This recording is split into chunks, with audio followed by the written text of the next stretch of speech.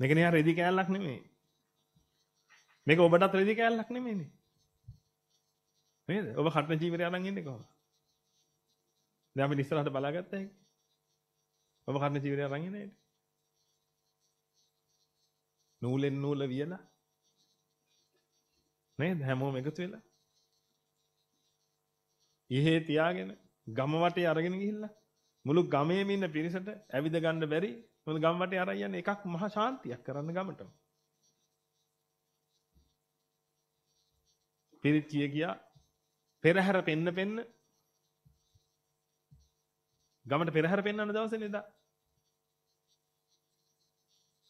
කැමති තැන් වලින් එකතු වෙලා කියලා ගමට පෙරහැර පෙන්නන දවසේ. පිරිත් කියන කණ්ඩායමක් ඉස්සරහින් යනවා.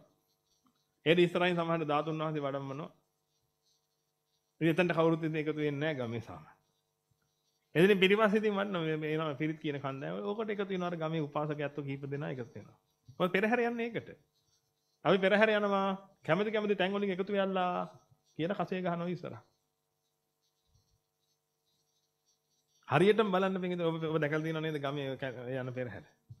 හරියටම ඒ තැන් වලින් එකතු වෙනව නේද? කට්ටිය.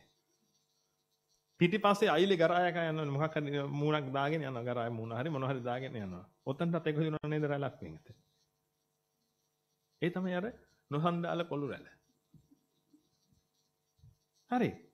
හේතුව මොකද? මේක පෙරහැර වෙනද. මේ ඔක්කොම පෙරහැර දිගේ ඉස්සරහට එනවා. අද අර අලිය පිටේ යන්නෙත් කවුද? එදා පෙරහැරට අග්ගිස්සෙන් එකතු නොසන්ඩාලෙත් තමයි. පෙරහැර දිගේ එකමෙන් ඉස්සරහට ඇවිල්ලා. බලන්න කොයි තරම් අර්ථාන්විත දේවල්ද පින්වතුනි කළා තියෙන්නේ. අද මොකුත් නැහැ නේ. මොකක් හරි බජවුවක් දාගෙන යනවා නම් එදා තිබිච්ච අර්ථය ඒකේ නැහැ. එහෙම කරන්නේ නැහැ සාමාන්‍යයෙන්. කර්ණ පෙරහැර බජවුවක් දාගෙන යන්නේ නැහැ ලේසියෙන්. එහෙම එකක් තමයි වුණොත්. එන ඔබ ඒ කටන චීවරය අරගෙන ඉන්නේ කොයි තරම් ගෞරවයෙන්ද කියලා හිතලා බලන්න. ඒ කටන චීවරෙත් නෙමෙයි පින්වතුනි අරන් එන්නේ. මොකක්ද අරන් එන්නේ? කටින දුස්සය. එන රෙදි කෑල්ලක් අරගෙන ඉන්නේ පින්වතුනි. කොහෙද තියාගෙනද? ඊයේ තියාගෙන. මුළු ගම වටේම අරගෙන යන්නේ. ගමටම මේ ශාන්තිය දෙන්න. අර පණිවිඩෙත් කියන්නේ පෙරහැර යනවා එකතු වෙලා තනින් අවශ්‍ය තැනින්. ඒ යන අතරතුර පින්වතුනි ගමට ශාන්තිය වගේම පින්වතුනි ගමේ ඉන්නවා ගෙවල් වල ආච්චි අම්මලා සීයලා යාගන්නේ ගන්න බැරි. ඒක ඔබ හිතන්න එපා නිකන් කියලා ඔය ගම වටේ යන්නේ ඔය පෙරහැර. ගමකට මහ පුදුම වටින වස්තුවක් පින්වතුනි ඔය පෙරහැර. ඒකේ තියෙන නැටුම් නාටකම් ටික නෙමෙයි. හැබැයි මේ නටුනොත් ශාස්ත්‍රානුකූලව නම් කෙරෙන්නේ භාග්‍යවතුන් වහන්සේට කරන මහ පූජාවක්. ලංකාවේ තියෙන සියලුම නර්තන ශාස්ත්‍රයන්ගේ පින්වතුනි භාග්‍යතුන් වහන්සේ උදෙසා නටන්න වෙනම පද තියෙනවා. ලංකාව කියන්නේ මහා පුදුම රටක්. ලංකාවේ ගහන හැම බෙරේකම උපත තියෙන භාග්‍යතුන් වහන්සේ බුද්ධ රාජ්‍ය ලැබෙන වෙලාවේ තමයි ගහන්ධර්වය විසින් ඒ බෙර නිර්මාණය කළේ. ලෝකෙ වෙන කොහෙවත් බෙර එහෙම නිර්මාණය කළා නැහැ. දන්නේ නැහැ. ඇත්තද බරුත් දන්නේ නැහැ. බෙර ඉතිහාසය එහෙම තියෙනවා. බෙර උපත ඔව් ගානේ ඉන්ටර්නෙට් එකේ ගහලා බලන්න බෙර උපත කියලා. එක බෙර උපත. පහත රට බෙර උපත. කබරගම බෙර උපත. උඩ රට බෙර උපත. තම්මැට්ට මේ උපත. ආදී වශයෙන් ගහලා බලන්න. ඔය හැම එකම තියෙනවා. මේකද භාග්‍යවතුන් වහන්සේ බුදු වෙන වෙලාවේ මෙන්න මෙච්චර යොදුන් ගානක් දිග ඔහොම කියනවා. කළා ඒ හදපු බෙරේ තමයි අද මෙන්න මෙහෙම අපි පාවිච්චි කරන්න කියලා කවි එදා ඉඳලා එන පැවතගෙන එන කවිවල.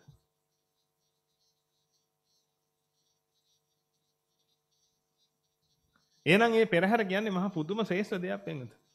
ඒවා තින් සුළු කොට තකන්න හොඳ නැහැ.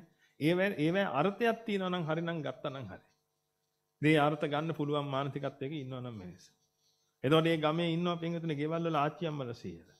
යා ගන්න බෑ දැන් ඇඳවල වල ඉන්නේ. සමහරට අබ්බගාත මිනිස්සු ඉන්නවා පින්වතුනි. හතපය කැල්ල තියෙන දැන් ඇවිදින්න කරන්න විදිහක් නැහැ. නමුත් ඒ අයත් පින්වතුනි මේ ගමට සේවයක් කරපු උතුම් පිරිස. මේ අවුරුදු 20කට 30කට කලින් ගමට බත සවයපු ගොවිරාළ අන්තභාගය හැදිලා. අපේ මිනිස්සු කවදාවත් පින්විතුනේ මේ මිනිස්සයා ඔය අංශභාගය කරනවා දැන් මැරලා පල්ලයන් කුණු වෙලා. අපි යනවා පෙරහැර මේ පාර කියලා එහෙම කරේ නෑ. ඒ වෙලේ වෙල්දිගෙත් පෙරහැර ගියා.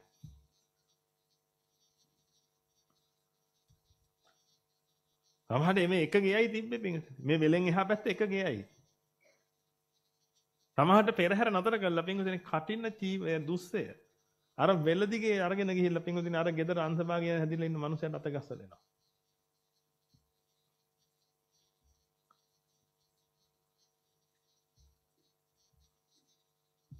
මම මේවා විශේෂයෙන් කියන්නේ මේ ගන්දල වල ඉන්න අය නම් මේවා දන්නවා. මම මේ විශේෂයෙන් කියන්නේ කොළඹ රටේ නම් ඉන්නේ ඔබ සමහරට මේවා දැකලවත් නැතේ. මං කියන්නේ ඔබ මොන රටේ හිටියත් කමන්නේ නැහැ. කොළඹ රටේ හිටියත් කමන්නේ නැහැ පින්වතුනි. ඔබට තියෙන ඕනේ භාග්‍යවතුන් වහන්සේ ගැන පුදුම හැඟීමක්.